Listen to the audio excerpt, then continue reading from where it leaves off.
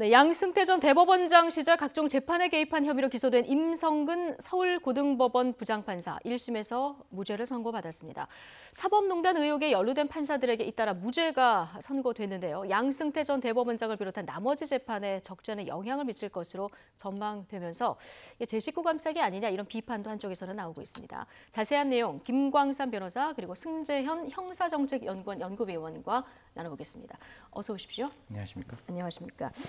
자, 사법부 사법농단 판결에 대해서 일단 무죄 판결이 나왔는데요. 이게 제19 감싸기인지 무리한 기소인지 한번 살펴보도록 하겠습니다. 어제 재판부터 보면은 임성근 서울고법 부장판사, 자 지금 하급 판사들 재판에 개입한 혐의로 기소가 된 건데요. 이게 사법농단 의혹 중에서도 핵심 재판이라서 관심이 꽤 컸던 그런 내용입니다. 일단 어떤 혐의였는지부터 좀 볼까요? 근데 양승태 전 대법원장 그리고 이제 그 당시에 형사 수석 부장을 했던 임성근 부장이랄지 이제 신광열 부장 이런 사람들이 사실 양승태 전 대법원장과 직간접적으로 공모관계랄지 이제 재판에 개입한다랄지 아니면 공무상 비밀을 누설했다랄지 이제 이런 혐의가 대부분입니다. 그런데 이번에 이제 임성근 전 부장 판사의 혐의 자체에 대해서 무죄가 나온 이유 중에 가장 중요한 부분은 이전에 무죄가 나왔던 부분과 다르게 이것은 재판 개입에 관한 거예요. 그러면 판사가 재판에 개입을 하는 경우에 있어서 이게 직권남용죄에 해당이 되느냐. 굉장히 이제 직권남용죄가 굉장히 어려운 범죄예요. 그래서 1심, 2심 판결이 달라지고 또 대법원 수도 달라지는 경우가 많이 있습니다. 그래서 최종적으로 대법원에서 최근에 직권남용에 대한 죄에 대해서 이제 법리적으로 해석을 하고 결정한 사례들이 이제 나오고 있기 때문에 향후에서 이게 이제 기준이 될 거예요. 그런데 이번 사건의 어떤 결론적으로 얘기하면 부장판사 자체가 재판에 개입하는 것 자체는 부장판사의 일반적 직무 권한의 범위에 속하지 않는다는 거죠.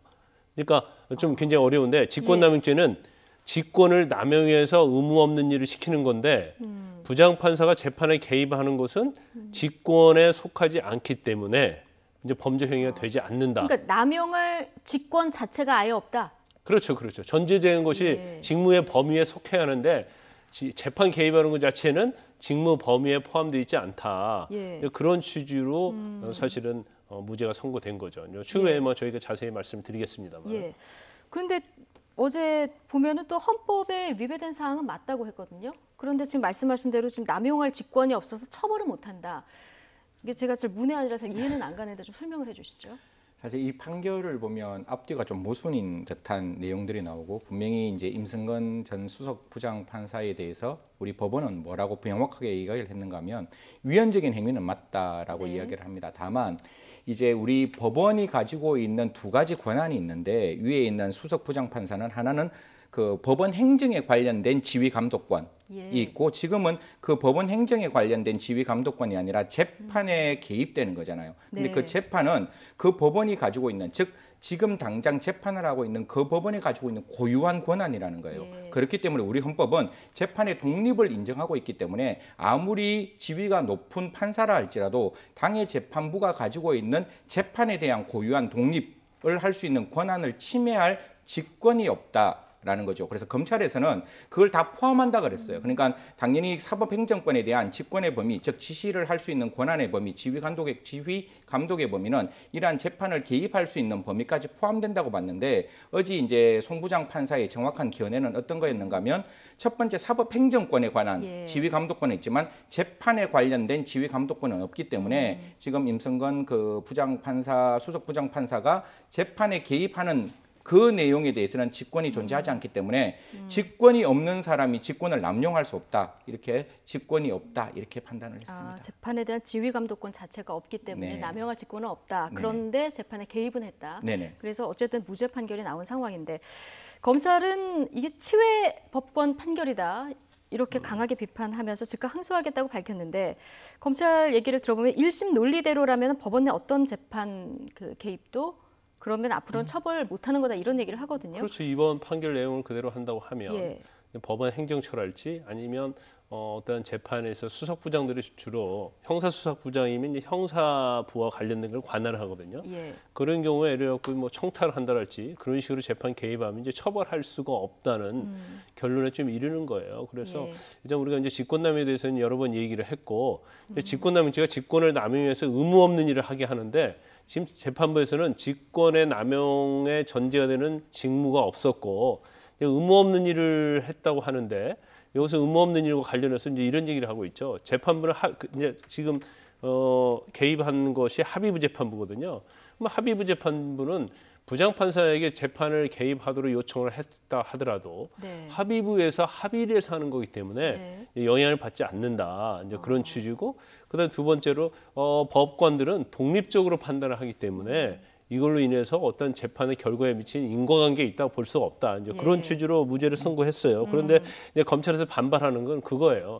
아니 재판 개입에서 영향을 미치지 못한다고 얘기를 하고 있는데 사실은 판결문과 관련해서 어떤 양형과 관련해서 뭐 그걸 좀 삭제해달라, 특히 민변 변호사와 관련된 사건에 있어서 그렇게 해서 실제로 영향을 미쳐서 또 수정한 사례가 있거든요. 예. 수정한 사례가 있는데 왜 이게 영향을 미친 것을 볼 수가 없느냐. 이제 그 부분에서 검찰이 이제 반발을 하고 있는 거고 결국 항소를 해서 유무죄를 지금 다퉈보겠다 그런 취지입니다. 예. 임 부장판사 말고도 전현직 법관 지금 사법농단 판결 관련해서 5명이 지금 무죄를 선고받은 이런 상황이거든요.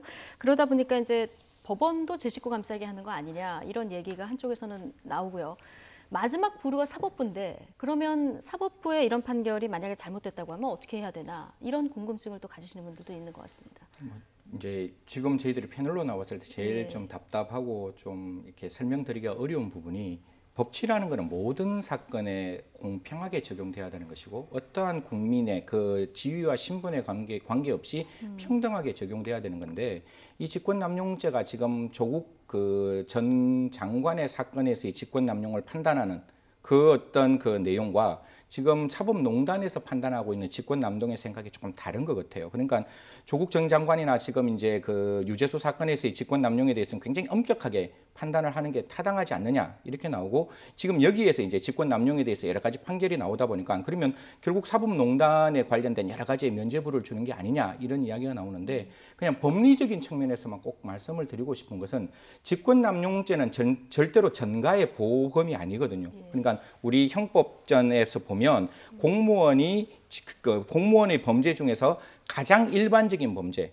민법으로 따지면 신의 성실의 조항과 동일하게 귀에 걸면 귀걸이, 코에 걸면 코걸이가 될 수 있는 여러 가지 어떤 개입, 그러니까 해석의 여지가 굉장히 많은 그 죄명이다 보니까 지금 나오는 이러한 어떤 판단들이 제 식구 감싸기 아니냐. 분명히 그것도 충분히 설득력은 있지만 결국 직권남용죄가 직권도 존재해야 되고 남용도 존재해야 되고 저번에 이제 그 대법원에서 판결을 했을 때 그 권리 행사가 방해되기 위해서는 법률상 그 의무가 없는 일만 하게끔 했을 때 직권의 남용의 권리 행사 방해가 된다라고 이야기하고 있고 사실 그 직권의 범위도 그 사람들마다 법원마다 조금씩 다른 것 같아요. 지금 이제 그 영장 판사를 말했는 조희연 그다음에 성창호 그쪽에서는 직권은 존재했는데 거기에 대해서 다른 내용이 없었다. 그리고 지금 같은 그 임성건 부장판사에서는 직권이 없었다. 그래서 다소간에 조금 다른 모습, 조금 이따 저희들이 논의하겠지만 조현호 판결에서는 또 직권이 있다. 이렇게 판단하는 부분들이 있기 때문에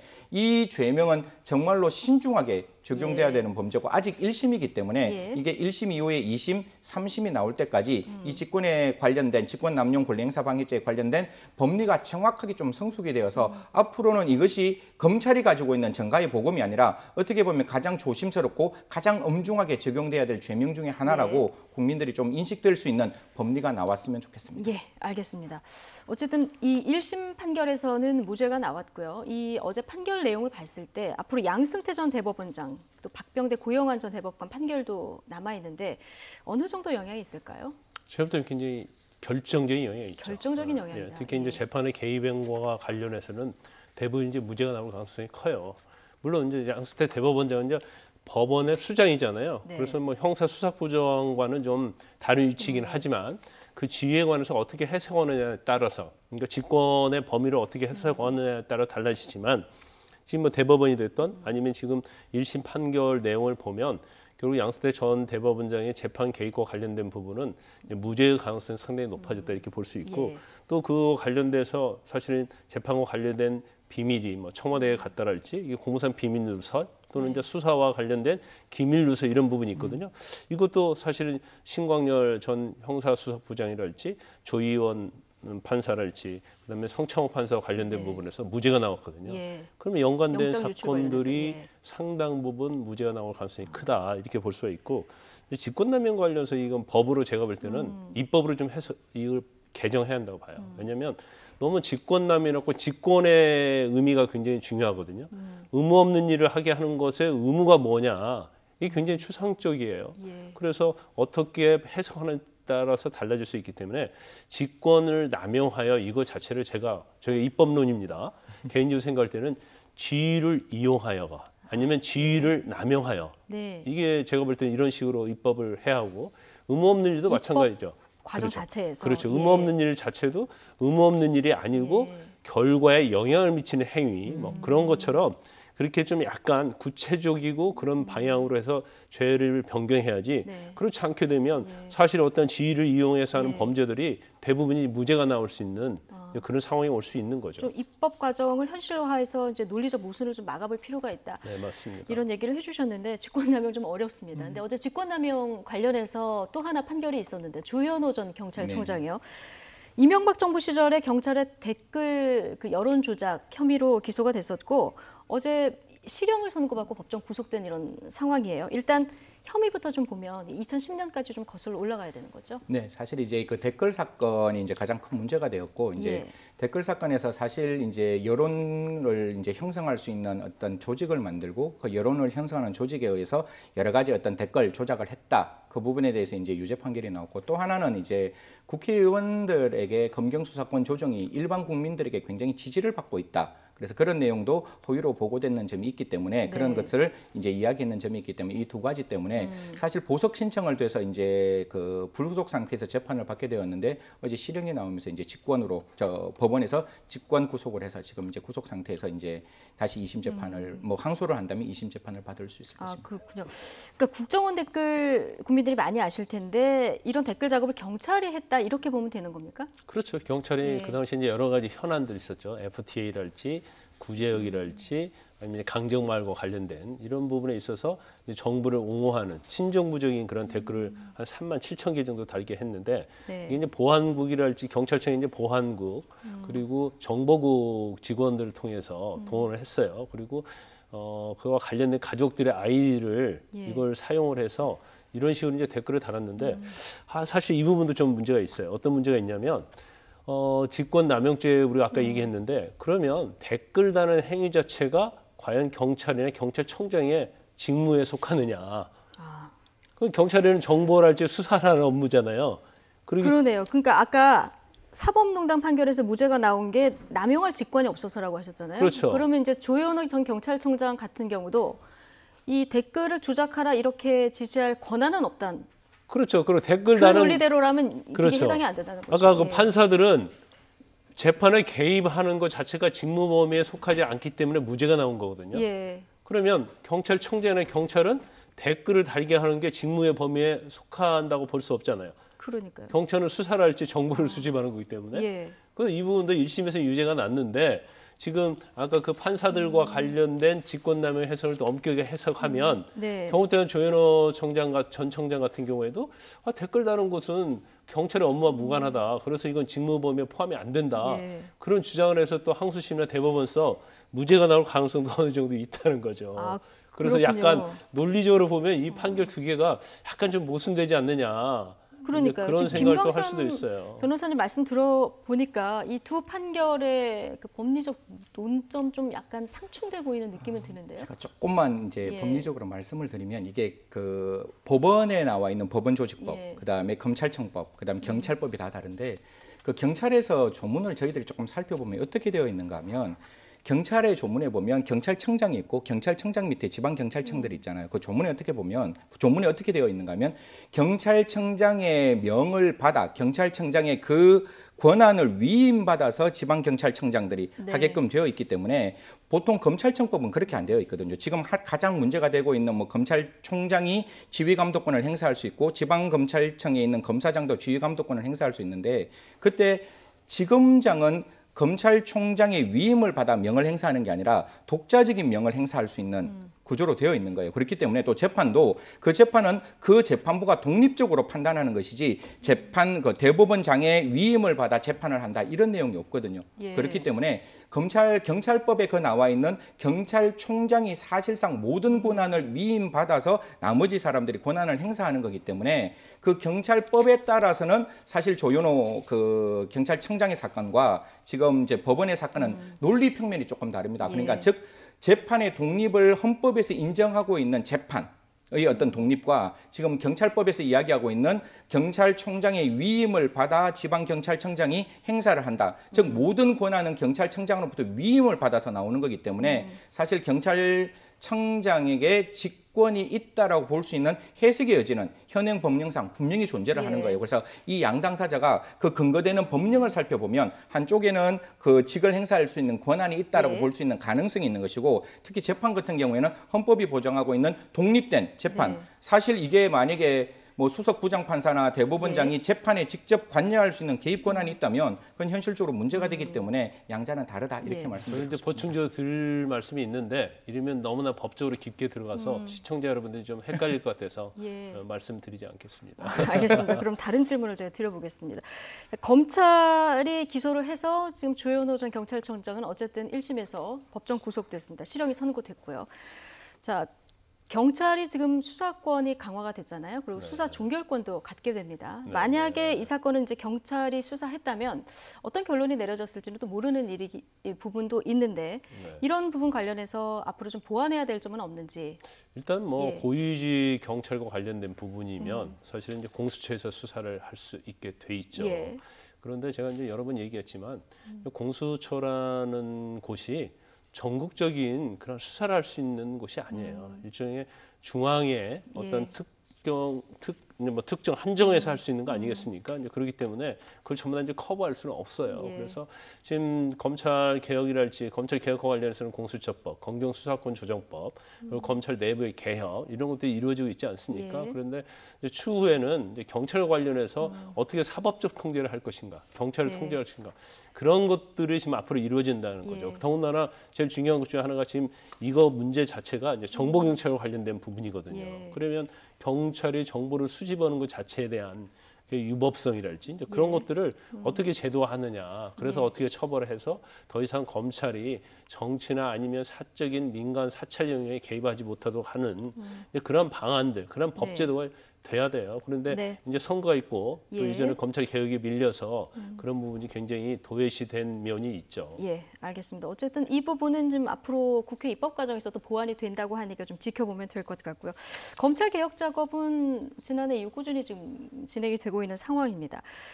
자, 추미애 법무부 장관 수사와 기소를 분리하자 이 화두를 던졌고요. 다음 주에 전국 검사장 회의를 소집을 했습니다. 이게 17년 만이라 그래요? 사실 검찰총장이 검사장 회의를 이제 주로 소집을 하지 법무부 장관께서 하시는 경우는 굉장히 드물었는데 이제 말씀 주셨다시피 17년 만에 한 번씩 이제 17년 만에 소집을 하는 건데 사실 검찰총장께서는 어떤 말씀을 주셨는가 하면 검사장 회의에 검찰총장은 뭐 참여할 의무가 없는 거 아니냐. 그래서 검찰총장께서는 참여하지 않겠다라고 의견을 밝히시고 여기에서 이제 추미애 이제 법무부 장관은 이러한 검찰 개혁뿐만 아니라 수사권과 기소권을 분리하는 것에 대해서 각 지방 검찰청 검사장들 고검에 있는 고검장님들께서 어떻게 판단하시는지에 대한 의견을 듣겠다 이렇게 말씀을 주셨습니다.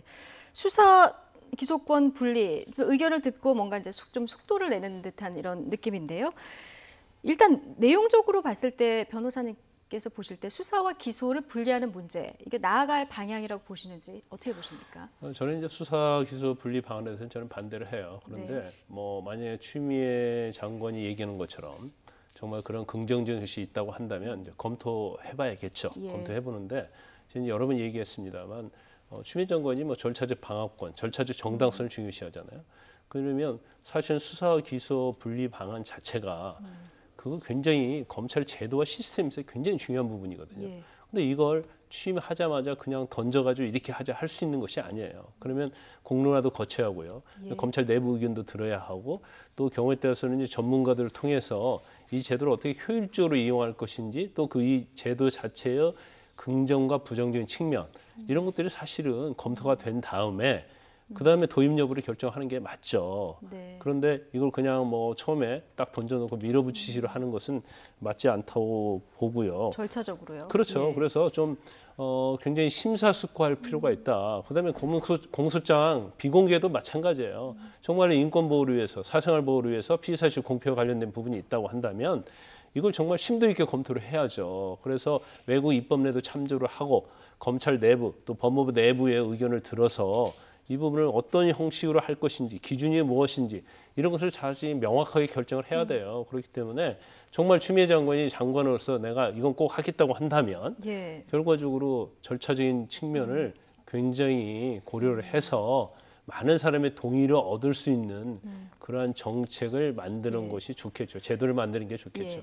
근데 뭐 추미애 장관 얘기나 아니면 수사 기소를 좀 분리해야 된다 이런 주장을 펴시는 분들은 그 수사하는 검사들이 그 수사에 매몰되다 보면은 다른 것들을 못 볼 우려가 있다. 그래서 검찰 내에서 뭔가 견제를 해야 되지 않느냐 이런 논리를 펴시던데요. 네, 이 부분은 맞습니다. 어떻게 보십니까? 예, 맞습니다. 사실 뭐 수사를 하는 검사 입장에서는 자기가 수사를 하고 사실 뭐 저희들이 가장 이제 과거에 마음 아팠던 사건 중에 하나가 나영희 사건이 있었고 제가 나영희 사건의 증거 기록을 잠깐 봤는데 네. 증거 기록을 보면 진짜 무죄 추정의 원칙은 사실 그 제 머릿속에 지워질 수밖에 없는 그런 과정이기 때문에 네. 수사와 기소를 분리한다. 그래서 어떻게 보면 수사했을 때 어떤 매몰되고 앞쪽으로만 가는 그 검사의 행동을 또 다른 어떤 기소를 하는 곳에서 판단한다라는 이론적 배경은 매우 좋습니다. 매우 좋고 제가 여기에서 한 가지 이게 필요하다라고 생각하는 딱 그 우리 재판 과정 속에서는 국민참여재판입니다. 국민참여재판 같은 예. 경우에는 원칙적으로 뭐 공소장이 공개가 되는 경우에 있어서 어떤 그 국민들에 있는 배심원들에게도 예단이 생길 수가 있는 것이고 이런 경우에 있어서 과연 수사와 기소를 좀 분리해서 과연 어떤 형식으로 그런 어떤 그 재판을 받을 것인가에 대한 고민은 있어야 되는데 지금 같은 경우에는 그 기소와 수사가 분리된다 할지라도 같은 검찰청에서 같이 판단할 수밖에 없는 거잖아요. 예. 그러면 결국 재판에서까지 가야 될 그 시간이 무한정으로 늘어날 수가 있다. 예를 들어가 검찰에서 수사를 마치고 그 수사 마친 것을 기록만 가지고 기소를 할지 말지를 여부를 결정한다는 예. 것은 또 다른 시간이 걸리기 때문에 이런 부분들을 좀 고려했으면 좋겠습니다. 예, 무죄 추정의 원칙 뭐 지켜야겠는데, 근데 검찰의 업무 내용을 보면 일단 죄를 지은 사람들이 혐의가 있는지 이 유죄를 입증하는 게 검찰의 임무 아닐까요? 네네. 예, 이렇게 되면은 검찰 입장에서는 앞으로 수사와 기소가 만약에 분리가 된다고 하면은 이 부분에 대한 효율성이라던가 또 반대 문제점을 지적하시는 분들도 있거든요. 어떻게 보십니까? 효율성에 있어서 좀 문제 있다 봐요. 일단 수사라면 수사하는 검사를 제일 잘 알고요. 그다음에 수사에서 기소를 할 때요. 수사 검사를 그냥 단독으로 기소하는 게 아니에요. 부장 결재 맡아야 하죠. 차장 결재 맡아야 하죠. 또 중요 사건은 검사장 결재 맡아야 하고 또 이번에 뭐 선거 개입과 관련된 사건처럼 검찰총장이 또 보고를 해야 하거든요. 그래서 더군다나 만약 수사를 하다가 불기소를 하게 되면 고소고발 사건에는 항고를 할 수 있게 돼 있어요. 예. 고소고발인이. 그렇기 때문에 여러 가지 이제 제도적 장치가 있어요. 그래서 사실 막 도입을 한다고 한다면 지금 뭐 아까 말씀드린 것처럼 네. 또 일반적으로 큰 중요한 사건은 부에서 회의를 하거든요. 예. 그래서 수사의 범위, 기소의 범위 이걸 다 결정을 하기 때문에 수사검사 단독으로 그냥 수사를 하는 건 아니거든요. 그래서 이제 이러한 점, 효율성 이런 것들이 굉장히 어떻게 보면 잘못될 수 있고 물론 이제 추미애 장관은 그런 얘기를 했죠. 이 지금 타이밍에 관해서 이게 선거 개입과 관련된 사건을 결국 기소를 못하게 하려고 하는 게 아니냐. 거기에 대해서는 선거 개입 사건을 적용하지 않겠다고 했기 때문에 예. 수사 기소 사건에 대한 오해는 어느 정도 풀렸다고 봐요. 네. 그런데 정말로 이 제도가 정착을 하는 것이 앞으로 검찰의 수사를 할지 아니면 국민의 편익 입장에서 네. 이 장점과 단점이 있다고 한다면 잘 비교를 해봐야겠죠. 예. 수사와 기소의 분리 일단 공론의 장으로 나왔고요. 앞으로 어떤 여론이 어떻게 수렴될지 좀 지켜봐야 될 것 같습니다. 김광삼 변호사 그리고 승재현 형사정책연구원 연구위원 두 분과 함께했습니다. 고맙습니다.